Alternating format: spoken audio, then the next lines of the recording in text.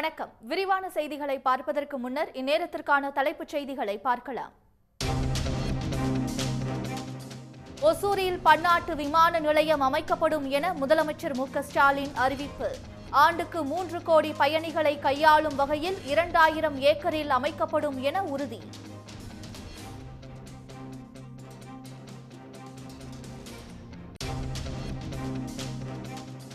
NEET தேர்வு முறைகேடு தொடர்பாக மேலும் 2 பேர் கைது. வழக்கு சிபிஐக்கு மாற்றப்பட்ட பிறகு பீகாரில் 2 பேரை கைது செய்து நடவடிக்கை.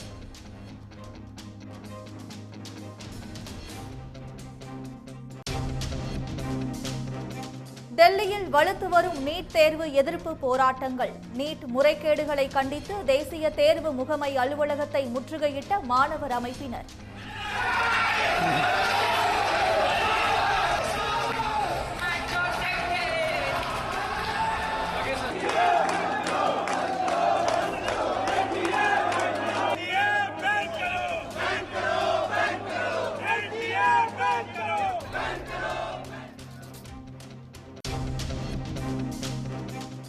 அவசர நிலை மூலம் அரசியல் அமைப்பு சட்டத்தின் மீது தாக்குதல் நடத்தப்பட்டதாக குடியரசுத் தலைவர் திரௌபதி முர்மு விமர்சனம்.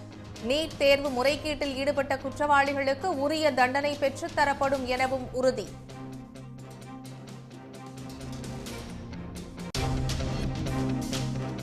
மக்களவையில் அவசர நிலை பிரகடனம் குறித்த தீர்மானம் கொண்டு வந்ததற்கு எதிர்ப்பு.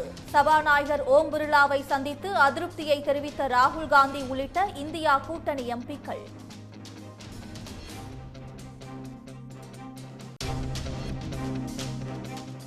பவானிசாகர் அணையின் நீர்வரத்து 13,000 கன அடியாக அதிகரிப்பு. அணையிலிருந்து வினாடிக்கு 14,000 கன அடி நீர் திறக்கப்படும் நிலையில் கரையோர மக்களுக்கு வெள்ள அபாய எச்சரிக்கை.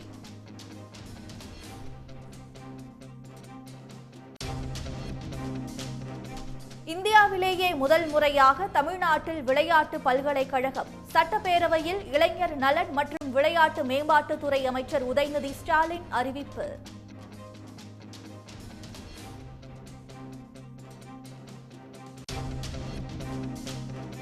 இந்தியாவை அரசியல் அமைப்பு சட்டம் தான் ஆள வேண்டுமே தவிர செங்கோல் அல்ல. நாடாளுமன்றத்திலிருந்து செங்கோலை அகற்ற வேண்டும் எனவும் சமாஜ்வாதி கட்சி வலியுறுத்தல்.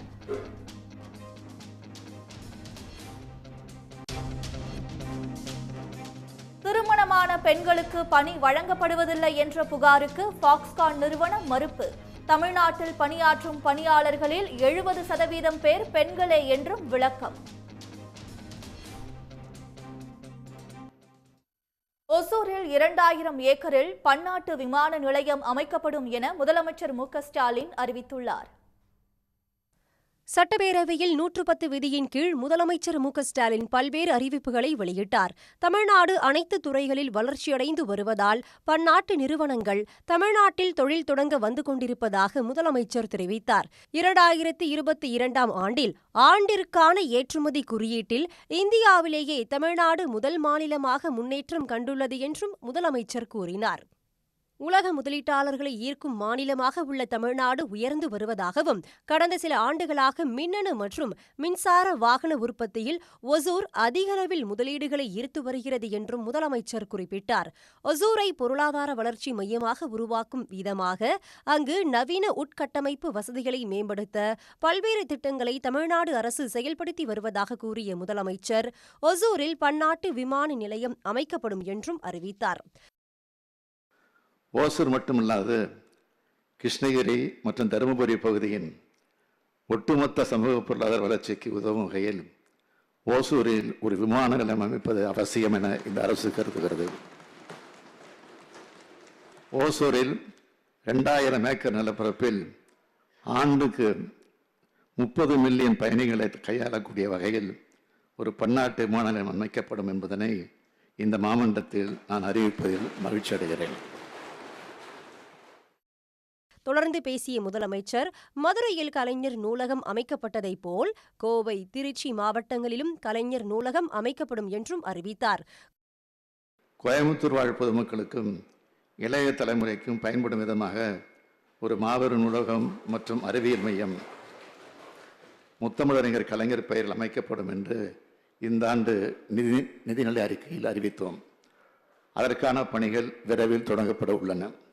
அந்த வரிசையில் காவேரி கரையில் அமைந்த மாநகரமான திருச்சிராப்பள்ளி மாநகரில் உலகத்தரம் வாய்ந்த மாபெரும் நூலகம் மற்றும் அறிவுசார் மையம் கலைஞர் பெயரால் அமைக்கப்படும் என்பதை இந்த அவைக்கு மட்டற்ற மகிழ்ச்சியோடு தெரிவித்துக் கொள்கிறேன்.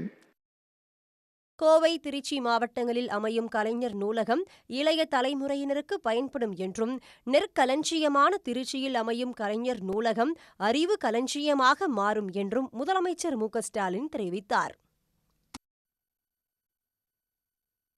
ஒசூரில் பன்னாட்டு விமான நிலையம் மற்றும் திருச்சியில் கலைஞர் நூலகம் அறிவிப்பை வரவேற்றுள்ள சட்டமன்ற உறுப்பினர்கள் இந்த 2 அறிவிப்புகள் அறிவுத்திறனையும் மனித ஆற்றலையும் மேம்படுத்த உதவும் என கூறியுள்ளனர். விமான நிலையம் அமைக்கின்ற இடம் பெங்களூரை ஒட்டி செல்லாமல் ஒசூருக்கும் கிருஷ்ணகிரிக்கும் நடுவிலே இந்த பகுதியிலே வந்தது என்று சொன்னால் இன்னும் வசதியாக இருக்கும் என்ற கருத்தையும் இந்த நேரத்திலே நான் வைக்க விரும்புகிறேன். ஒன்றிய விமான போக்குவரத்துறை அமைச்சர் அதற்கான சாத்தியக்கூறுகள் இல்லை என்று மனமில்லாமல் அறிவித்ததை வழங்காமல் விட்டுவிட்டார்கள். ஆனால் இன்றைக்கு நம்முடைய மாண்புமிகு முதலமைச்சர் அவர்கள் இன்றைக்கு ஓசூரிலே 2000 ஏக்கரில் பன்னாட்டு விமான நிலையம் அமைக்கப்படும் என்ற அறிவிப்பு நிச்சயமாக ஓசூர் தொழில் முனைவோருக்கு நிச்சயமாக பல நாள் கோரிக்கை நிறைவேற்றப்பட்டிருக்கிறது. 2 அறிவிப்புகளும் அறிவுத்திறனை மேம்படுத்துகிற அதே வேளையில் அறிவுத்திறனை மனித ஆற்றலை பயன்படுத்துவதும் அவசியம் என்கின்ற அந்த அடிப்படையில் இந்த 2 அறிவிப்புகளையும் ஒரு சேர பொருத்தி பார்க்கிறேன். தமிழ்நாட்டின் நெற்களஞ்சியத்தில் ஒரு அறிவு களஞ்சியம் என்று சரியாகவே குறிப்பிட்டார்கள். அந்த வகையில் நானும் டெல்டாக்காரன் என்கிற முறையில் அந்த நூல் நிலையம் அமைவதை மார்க்சிஸ்ட் கம்யூனிஸ்ட் கட்சியின் சார்பிலே ஆதரித்து, பெங்களூர் பன்னாட்டு நிலையம் இருக்கிறது என்பதையும் கருத்தில் கொண்டு ஒரு விமானத்திற்கும் இன்னொரு விமான நிலையத்திற்கும் எவ்வளவு தூரங்கள் வேண்டும் என்கின்ற விதிகளை எல்லாம் முறைகளை எல்லாம் புரிந்து அந்த அடிப்படையிலே விமான நிலையம் அமைப்பதை பாரதிய ஜனதா கட்சி வரவேற்கிறது. எங்கள் சேலத்திற்கும் இது போன்ற ஒரு அறிவுசார் மையத்தையும் ஒரு மிகப்பெரிய நூலகத்தையும் முதலமைச்சர் அவர்கள் தருவார் என்ற கருணாவுடைய முகத்திலே தெரிகிறது அந்த ஒரு பிரகாசமான சிரிப்பு. ஆகவே இந்த அறிவிப்போடு முதலமைச்சர் அவர்கள் சேலத்தையும் கண்கொண்டு பார்க்க வேண்டும் என்று அன்போடு கேட்டு 2 அறிவிப்புகளையும் பாட்டாளி மகிழ்ச்சி சார்பாக பாராட்டி விடைபெறுகிறேன். நன்றி. மாண்புமிகு உறுப்பினர் அருள் அவர்கள் சேலத்திற்கும் வேண்டும், சேலத்திற்கும் கலைஞருக்கு என்னென்ன தொடர்பு என்பதை பற்றியெல்லாம் விளக்கி சொன்னார். நானும் மறக்கவில்லை. அடுத்த நிதிநிலை அறிக்கையில் அதை நீங்கள் எதிர்பார்க்கலாம். கிருஷ்ணகிரி மாவட்டம் ஒசூரில் சுமார் 2000 ஏக்கரில் பன்னாட்டு விமான நிலையம் அமைக்கப்படும் என முதலமைச்சர் மு.க.ஸ்டாலின் அறிவித்துள்ளார். பன்னாட்டு விமானம் ஓசூரின் தொழில் வளர்ச்சிக்கு மிகவும் உந்துதலாக அமையும் என்பதால் முதலமைச்சரின் இந்த அறிவிப்புக்கு தொழில் முனைவோர் நன்றி தெரிவித்துள்ளனர். தொழில்துறையின் சார்பாக ஓஸ்டியா மிகுந்த மகிழ்ச்சியோடு வரவேற்கிறது. ஏனென்றால் இந்த கோரிக்கை எங்களது நீண்ட நாள் கோரிக்கை. எங்களுக்கு மட்டுமல்ல, ஒசூர் பகுதி மக்களுக்கும் சேர்த்தே கூட பல்வேறு காரணங்களால், பல்வேறு தொழில்நுட்ப காரணங்கள், பல்வேறு காரணங்களால் இது தடைப்பட்டு கொண்டே வந்துள்ளது. இந்த சமயத்திலே இந்த அறிவிப்பு என்பதை நாங்கள் மிகுந்த மகிழ்ச்சியோடு வரவேற்கிறோம்.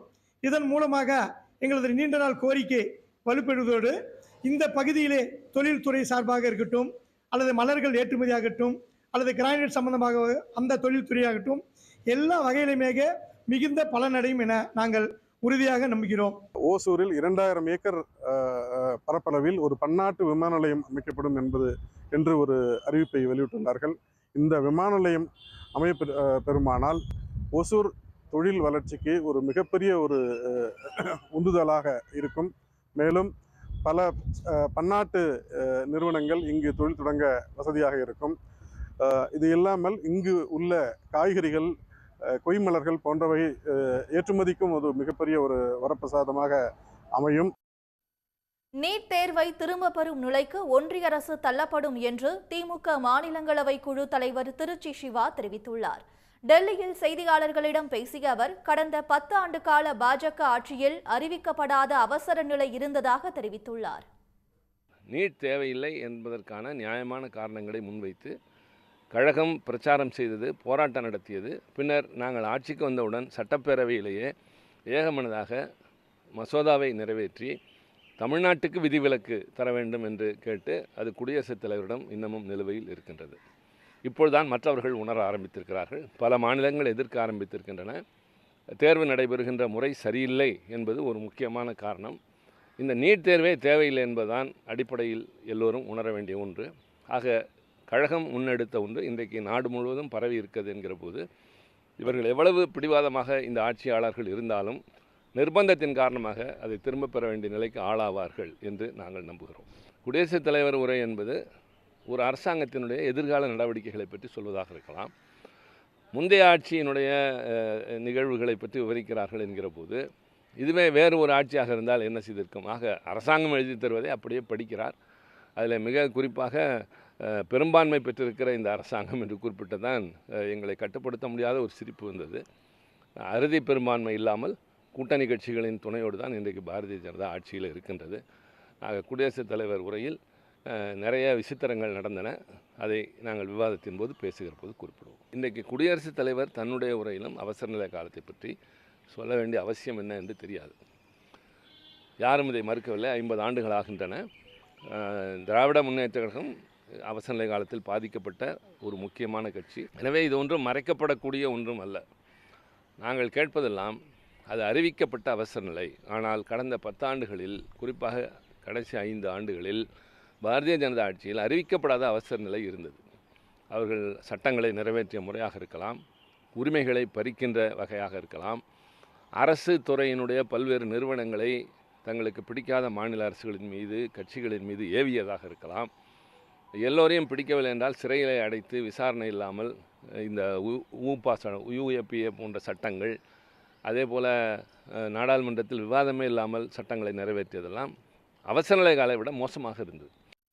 கோவை மாவட்டம் மேட்டுப்பாளையம் அருகே உள்ள பில்லூர் அணை அதன் முழு கொள்ளளவை எட்டியிருப்பதன் காரணமாக உபரி நீர் பவானி ஆற்றில் திறந்துவிடப்பட்டு காற்றாற்று வெள்ளம் போல் வழிந்தோடுகிறது.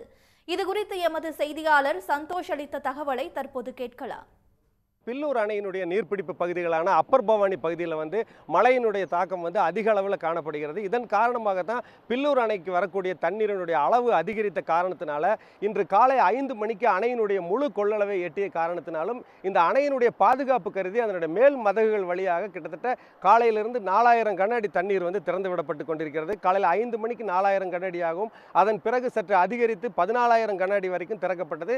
தற்போதைய நிலையில் அணைக்கு வரக்கூடிய தண்ணீரினுடைய அளவு குறைந்த காரணத்தினால தற்போதைய நிலையில் 10,000 கன அடி தண்ணீரானது அணையிலிருந்து திறந்து விடப்பட்டு கொண்டிருக்கிறது. இந்த தண்ணீர் முழுமையாக பவானி ஆற்றில் சென்று கொண்டு இருக்கக்கூடிய காரணத்தினால இந்த நதியினுடைய, அதாவது பவானி ஆற்றின் கரையோர பகுதி மக்களுக்கு வெள்ள அபாய எச்சரிக்கையானது விடுக்கப்பட்டிருக்கிறது. தற்போது இந்த பில்லூர் அணை பகுதியில் இருக்கக்கூடிய பொதுமக்கள் நம்ம கூட இருக்காங்க. அவங்க கிட்ட கேட்போம். மேல் மதகு வழியாக இப்போ 6000 கனஅடி தண்ணியும் கீழே மிஷின் ஜென்ரேட் வழியாக 6000 கனடி, மொத்தம் 12,000 கனடி தண்ணி வெளியே போயிட்டு இருக்குது. அதனால் மக்களுக்கெல்லாம், கரையோர மக்களுக்கெல்லாம் வெள்ள அபாய எச்சரிக்கை சொல்லியிருக்கிறாங்க. அதெல்லாம் பாதுகாப்பாக இருக்க சொல்லியிருக்கிறாங்க. இப்போ பார்த்திங்கன்னா தண்ணி நிறையா வந்துட்டுருக்குன்னு சொல்லிட்டு காவல்துறை அதிகாரியோ ப்ளஸ்ஸு இவங்க நம்ம தாசில்தார் ப்ளஸ் தீயணைப்பு படையினரில் முகாமிட்டுருக்குறாங்க. எச்சரிக்கை விடுத்துட்டு இருக்காங்க. ஆடு மாடு கோழியெல்லாம் உள்ளே வேண்டாம் பார்த்துக்கோங்கன்னு சொல்லிட்டு எச்சரிக்கை பண்ணி கொடுத்துட்டு போயிட்டுருக்குறாங்க. பாதுகாப்பு கருதி எல்லாம் மக்களுக்கு நலன் கருதி எல்லாம் சொல்லிகிட்டு இருக்காங்க. பவானி ஆறு ஓடக்கூடிய பகுதியில் கரையோர பகுதி மக்கள் எந்த காரணத்தை கொண்டு தண்ணீர் அதிகமாக வரும் பொழுதோ அல்லது அந்த ஆற்றினுடைய சூழ்நிலை அவங்களுக்கு தெரிந்ததுனால இந்த ஆற்றுல இறங்குறதையோ குளிக்கிறதையோ அவங்க தவிர்த்துக்குவாங்க. ஆனால் வெளியூர்லேருந்து வரக்கூடிய மக்கள் தான் தெரியாமல் அந்த ஆற்றுல இறங்கி குளிக்கக்கூடிய ஒரு வாய்ப்பு இருக்குது. அவங்க ஆபத்துலையும் சிக்கக்கூடிய ஒரு வாய்ப்பு இருக்குதுங்கிறதுனால தான் இன்று காலை 5 மணி முதலே பார்த்திங்கன்னா வருவாய்த்துறையினர் இந்த கரையோர பகுதிகளை முழுமையாக கண்காணித்து வருகிறார்கள். தற்போதைய நிலையில் இந்த மழை தொடரும்ங்கிற அறிவிப்பு இருக்கக்கூடிய காரணத்தினால பவானி ஆற்றின் கரையோர பகுதி மக்கள் எச்சரிக்கையாக இருக்குமாறு அதிகாரிகள் வேண்டுகோள் விடுத்திருக்கிறார்கள். சன் செய்திகளுக்காக பில்லூர் அணை பகுதியிலிருந்து ஒளிப்பதிவாளர் நிதினுடன் என் சந்தோஷ். சட்டப்பேரவையிலிருந்து நடப்பு கூட்டத்தொடர் முழுவதும் அதிமுக எம்எல்ஏக்கள் சஸ்பெண்ட் செய்யப்பட்டதை கண்டித்து சென்னையில் எடப்பாடி பழனிசாமி உள்ளிட்டோர் உண்ணாவிரத போராட்டத்தில் ஈடுபட்டனர். சென்னை ராஜரத்தின மைதானத்தில் காலையில் இருந்து மாலை வரை உண்ணாவிரத போராட்டம் நடைபெற்றது. மாலையில் பேசிய எடப்பாடி பழனிசாமி விஷச்சாராயம் குடித்து இதுவரை 63 பேர் உயிரிழந்துவிட்டதாக கூறினார். மேலும் பலரும் மருத்துவமனையில் சிகிச்சை பெற்று வருவதாக அவர் தெரிவித்தார். பலரின் உடல் உறுப்புகள் பாதிக்கப்பட்டிருப்பதாகவும் அவர்களில் பலர் கண் பார்வை இழந்திருப்பதாக கூறியுள்ளார். 63 உயிர்கள் பறி போய்விட்டது. பல பேர் கண் பார்வை போய்விட்டது. பல பேர் உறுப்புகள் பாதிக்கப்பட்டிருக்கிறார்கள். இப்படிப்பட்ட சம்பவம் குறித்து சட்டமன்றத்திலே பேசுவதற்கு மறுக்கப்படுகிறது சொன்னால். பின்னர் செய்தியாளர்கள் மத்தியில் பேசிய எடப்பாடி பழனிசாமி பேரவையில் பேச எதிர்க்கட்சிக்கு அனுமதி மறுக்கப்படுவதாக தெரிவித்தார். உண்ணாவிரத போராட்டத்திற்கு ஆதரவு தெரிவித்த நாம் தமிழர் கட்சி ஒருங்கிணைப்பாளர் சீமானுக்கு அவர் நன்றி தெரிவித்துக் கொண்டார். இதையடுத்து அதிமுக அவைத் தலைவர் தமிழ்மகன் உசேன் பழச்சாறு கொடுத்து உண்ணாவிரதத்தை முடித்து வைத்தார். பலமான எதிர்க்கட்சியாக உள்ள இந்தியா கூட்டணி தங்களுக்கு துணை சபாநாயகர் பதவியை வழங்க வேண்டும் என வலியுறுத்தி வருகின்றனர். சபாநாயகருக்கு நிகரான துணை சபாநாயகர் எப்படி தேர்வு செய்யப்படுவார், அந்த பதவிக்கான அதிகாரங்கள் என்ன என்பதை தற்போது விரிவாக பார்க்கலாம்.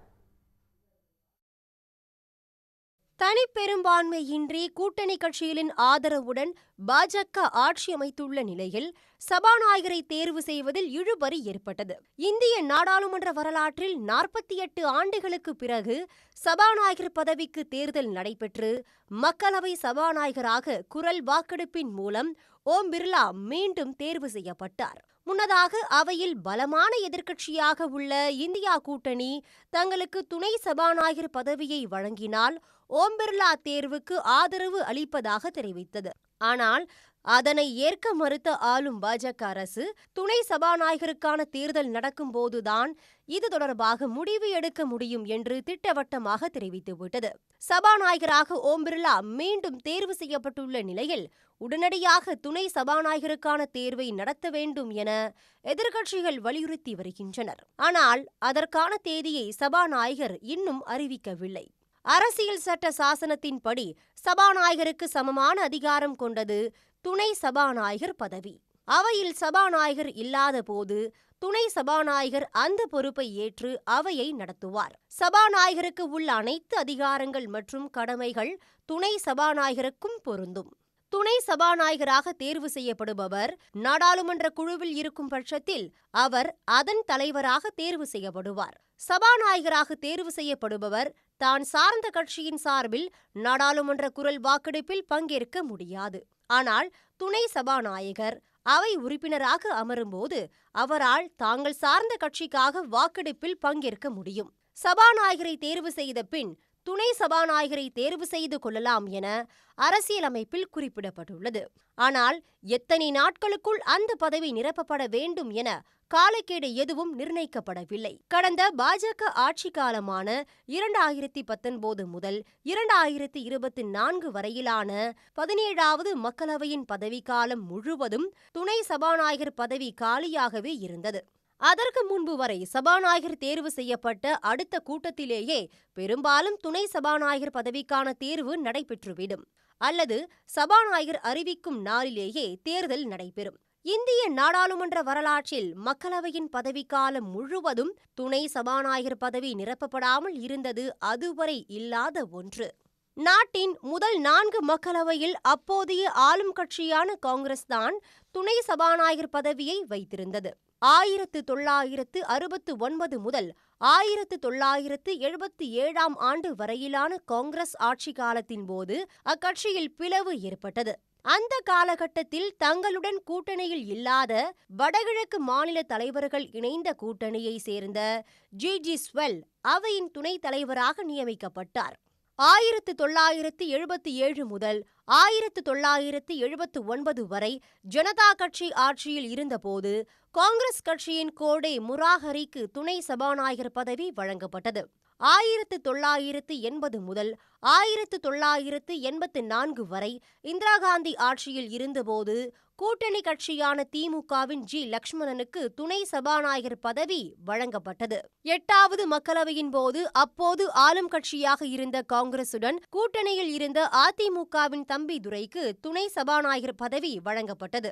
1990 முதல் 1991 வரை எதிர்க்கட்சியாக இருந்த காங்கிரஸ் கட்சியின் சிவராஜ் பட்டேல் துணை சபாநாயகராக இருந்தார். அதன் பின்னர் 1996 ஆண்டு வரை PV நரசிம்ம ராவ் ஆட்சியில் பாஜகவின் எஸ் மல்லிகார்ஜுனையா அந்த பதவியில் நியமிக்கப்பட்டார். 1996 முதல் 1997 வரை தேவகவுடா பிரதமராக இருந்தபோது எதிர்க்கட்சியான பாஜகவின் சுராஜ் பான் துணை சபாநாயகராக இருந்தார்.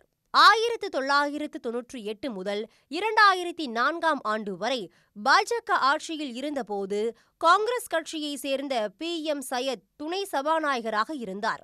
2004 முதல் 2014 வரை காங்கிரஸ் ஆட்சியில் இருந்தபோது எதிர்க்கட்சிக்கே துணை சபாநாயகர் பதவி வழங்கப்பட்டது. 2004இல் ஷிரோமணி அகாலி தளத்தின் சந்திரஜித் சிங் அத்வால், 2009இல் பாஜகவின் கரியா முண்டா ஆகியோர் துணை சபாநாயகராக தேர்வு செய்யப்பட்டனர். 2014ஆம் ஆண்டு பாஜக ஆட்சிக்கு வந்தபோது அதன் நட்பு கட்சியாக இருந்த அதிமுகவுக்கு துணைத் தலைவர் பதவி வழங்கப்பட்டது. மீண்டும் தம்பிதுரை துணை சபாநாயகரானார். அப்போதே எதிர்க்கட்சிக்கு துணைத் தலைவர் பதவி வழங்கப்படாதது குறித்து விமர்சனங்கள் எழுந்தன. எனினும் அப்போது பலமாக இருந்த பாஜக அதற்கான தேர்தலை நடத்தவே இல்லை. இந்த முறை எதிர்க்கட்சிகள் பலமாக இருந்தாலும் துணை சபாநாயகர் பதவியை கூட்டணி கட்சிகளும் கோரி வருவதால் அந்த பதவிக்கான தேர்தலை பாஜக நடத்துமா என்பது கேள்விக்குறியாகவே உள்ளது. உடனுக்குடன் செய்திகளை தெரிந்து கொள்ள சன் நியூஸ் பெல் ஐகானை கிளிக் பண்ணுங்க.